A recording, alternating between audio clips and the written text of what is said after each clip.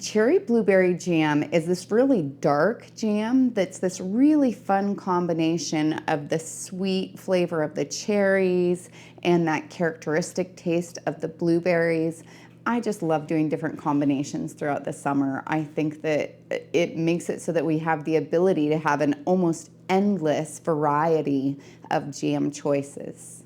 I began by washing my blueberries. I de-stemmed, washed, and pitted my cherries.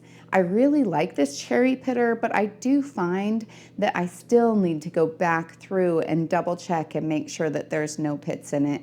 And even then, there's no 100% guarantee. My next step is to either blend or mash my cherries. If I was unsure if I'd gotten all of the pits out, then I might want to mash instead, because when you blend, if you happen to hear any pits going around in there, then you need to fish in there and get them out. So that's not nice. When I blend my cherries, I always blend it on low because I still like there to be chunks. I don't want it a full puree. Now I'll place my 2 pounds of blended cherries into my pot, and I'll lightly blend 2 pounds of blueberries as well. As soon as I can't see any more whole berries in there, that's when I stop it, because these are so much more fragile than the cherries. They don't need to go for very long at all. Then I add the blueberries to the cherries. Next is 1/4 of a cup of lemon juice, 6 tablespoons of pectin, and 1/2 teaspoon of butter just to cut down the foam. I've also pre-measured 5 cups worth of sugar, and I'll set that off to the side.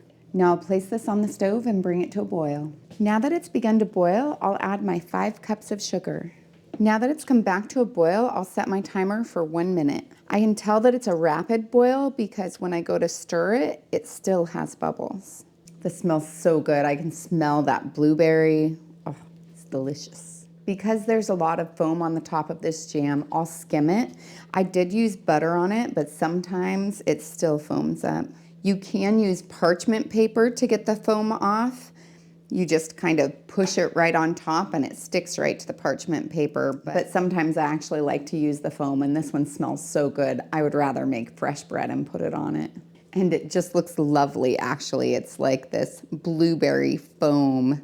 I fill up my 1/2 pint jars to 1/4 of an inch of headspace, which is a space from the top of the food to the top of the jar. I use a clean damp cloth to wipe off the rim of my jars so that if any jam got on the edge, it won't interfere with the seal.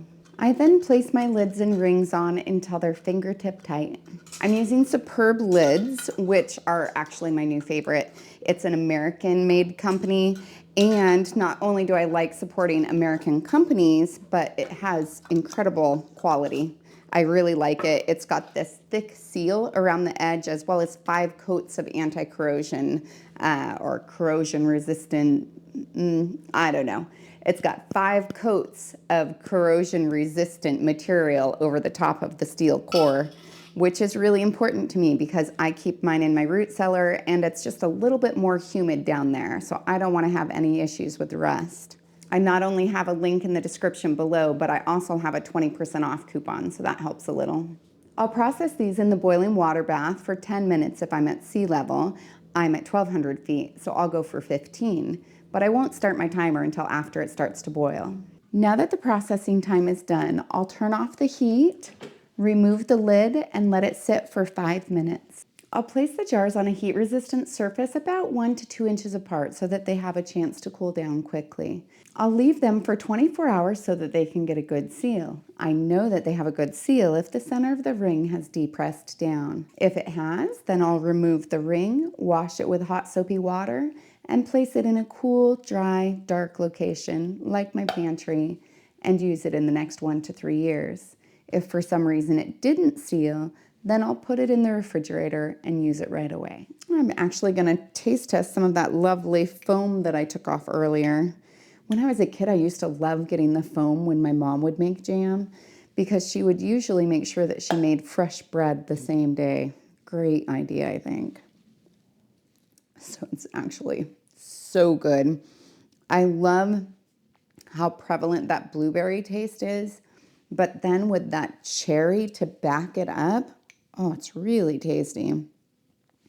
And the foam is kind of fun too. It gives me a little bit of nostalgia.